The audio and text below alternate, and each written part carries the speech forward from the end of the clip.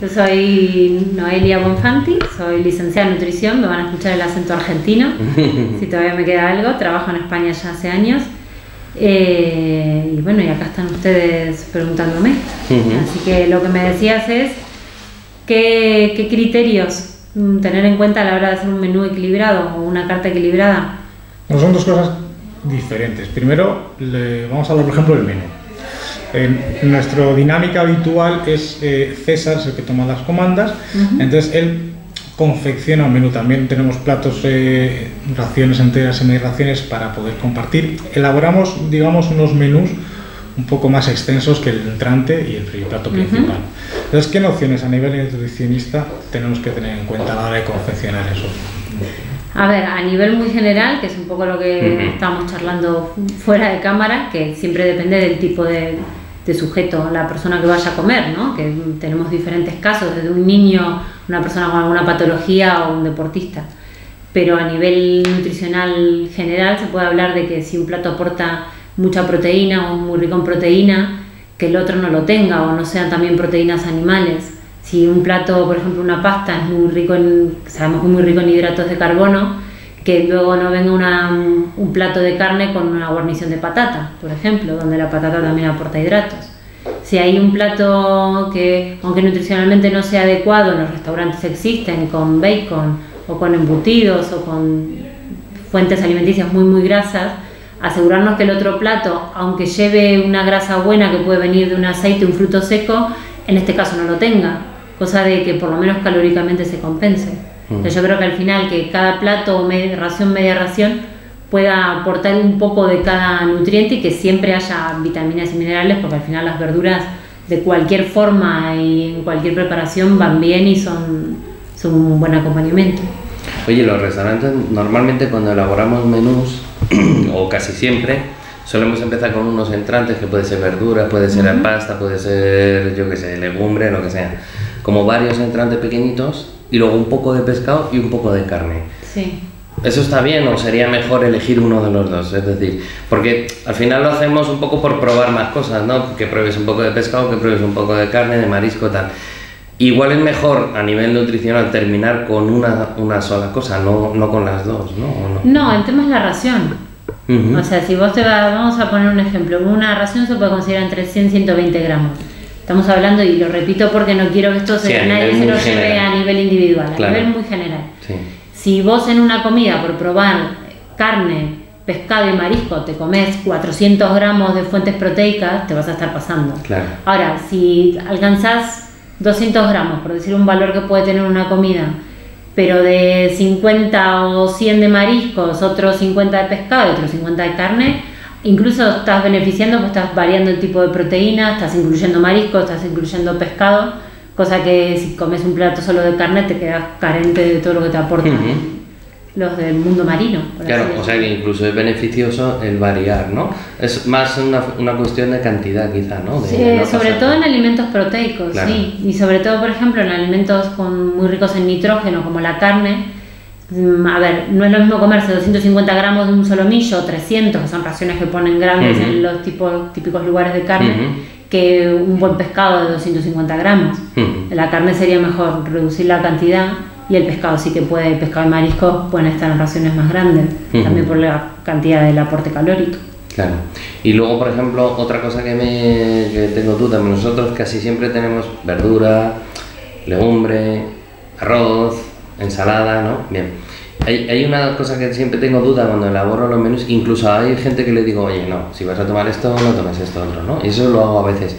Cuando, por ejemplo, quieren probar las alubias que tenemos hoy con no sé qué, y además el plato de arroz que hacemos no sé cuánto. Y no sé por qué siempre intento que no tomen en el mismo día a legumbre y arroz, ¿no? No sé, incluso aquí en España, fíjate, tradicionalmente ha habido siempre un plato que era legumbre con arroz, ¿no? Y me parece que son dos cosas que no lo sé por qué, pero a mí no me apetecería tomar el mismo día, ¿no? O en el mismo menú. A ver, voy a lo mismo de las cantidades, ¿sí? En realidad, si vos combinás arroz con lentejas o con una legumbre, es bueno, o sea, y es un plato ideal, por ejemplo, para un vegetariano, porque estás completando la proteína. O sea, son dos proteínas vegetales, explicándolo a modo general. Las dos son en cierta manera incompletas, como para funcionar como una proteína ideal en el cuerpo, como puede ser un animal. Pero si vos mezclas el arroz, la proteína que tiene, con la proteína de la legumbre, lo que le falta a la legumbre, el aminoácido, lo que le falta a la legumbre, lo tiene el arroz, y viceversa. Entonces al final estás dando una ración proteica mucho más completa que te comas el arroz o la legumbre sola. Voy a lo mismo, el tema son las cantidades. Claro. Porque si son platos que además llevan preparación de sofrito, alubias con chorizo o lentejas con fuentes más grasas, claro, probar las dos, hacer un plato fuera de lo nutricional, vas a hacer una comida muy pesada al cliente. Sí, está claro. Pero nutricionalmente, si son platos, por ejemplo, una paella de verduras y una lentejas en guiso con zanahoria, serían dos platos que en raciones pequeñas yo les dejaría que lo prueben. Sí. Yo lo probaría, claro. Así vienen otro día. Claro. También conviene saber que si van a tomar 5 platos, es como que al principio tienen mucho más hambre que al final, entonces igual hay que equilibrar el principio un poco más cortito e ir terminando con platos un poco más, o al revés, ¿sabes? No sé. A ver, el tema de la saciedad también depende del tiempo que pasa entre platos. Sí. Si vos servís a una persona, tenés dos tipos de personas, al que le servís varios platos seguidos y se llena enseguida, porque se saturó, y está el que si le despaciás los platos, al final los vas comiendo de a poco y das lugar a la saciedad. Entonces al final, cuando llega el último plato, estás saciado, pero bien saciado, como que podés aceptar, digamos, o escuchar a tus señales de apetito o saciedad. Si vos das todos los platos juntos, generalmente o comemos mucho y después nos sentimos pesados, o la gente que está acostumbrada a comer muy poco se llena o se agobió. Entonces al final, para mí, un tiempo justo, ¿no? Entre que lo que la persona tarda en comer, porque si come muy rápido, por lo menos si querés enseñarle, bueno, espera que estás comiendo muy rápido, que el plato todavía no está. Claro. Pero tampoco ir un plato atrás de otro, porque tampoco se saborean. No, está claro. El equilibrio, como siempre decimos en todo, ¿no? ¿Qué tenemos que tener cuidado nosotros para cuidar de la digestión del cliente a la hora de darle? Es que ahí están tanta variabilidad interpersonas que depende mucho de cada uno. Tal que se puede comer 5 platos y no le hace nada, y hay gente, hoy día hay mucha prevalencia de patologías digestivas por estrés. Entonces ahí te estás metiendo en un terreno un poco que platos más menos digeribles. Si vos cocinás con mucho aceite, que se suele usar en la cocina, en la hostelería, de mucho sofrito, mucha preparación con grasa, siempre la digestión va a ser peor que hagas ese mismo plato al vapor. Al final esas son las cosas: forma de preparación, volumen y tipo de alimentos, lo que influye en cómo lo va a digerir. Una de las cosas que nosotros intentamos o estamos intentando eliminar, no te digo al 100%, pero es la harina en general, ¿no? Entonces procuramos trabajar muy poco la harina, porque... ¿Pero la harina te referís a...? En general, pues o sea, no hacer pasta, no rebozar o al hacer es que has dicho sofrito ya nos chirría un poco, ¿no? Es como... No hacemos sofrito para las legumbres, por ejemplo, ¿no? Sino que trituramos la propia verdura de la legumbre para darle un poco de tal. Claro, no es lo mismo que hacerle un sofrito con cebolla, harina y que todo eso ligue un poco el guiso, ¿no? Sino que intentamos hacerlo más ligero en ese sentido. Entonces, la harina para determinadas cosas prácticamente ni la usamos. Hombre, hay algún rebozado concreto de algo tal, vale, pero intentamos usarla poco porque entendemos que la harina así en gran medida en un menú completo puede ser molesto, ¿no? Quizá para digerir, ¿no? Sí, sobre todo primero porque hacer los platos más calóricos y al espesar, como vos bien dijiste, o sea, la digestión va a ser más lenta porque se forma el gel.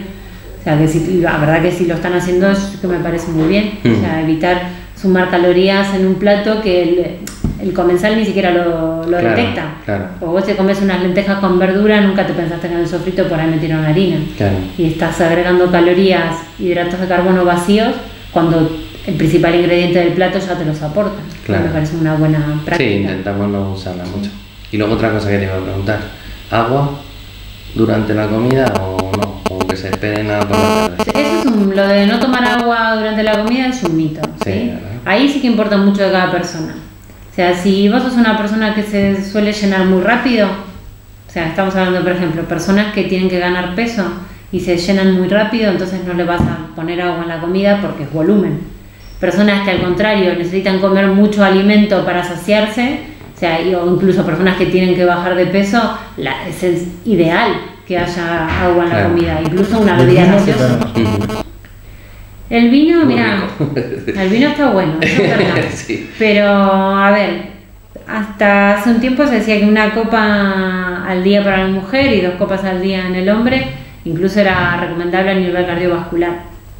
En diciembre, si no me equivoco, del año pasado, hace muy poquito, la OMS sacó un consenso sobre las bebidas alcohólicas y recomiendan la abstinencia, prácticamente, porque aumenta todo tipo de riesgo de cáncer, o sea, perdón, el riesgo de todo tipo de cánceres, incluso en cantidades moderadas como las que se recomendaban antes. Entonces hoy día lo dice el propio consenso de la OMS, que si al final, ¿qué vale más? Los beneficios que puedes tener a nivel cardiovascular por el resveratrol que tiene el vino, o evitarte el alcohol y evitarte todo el riesgo posterior.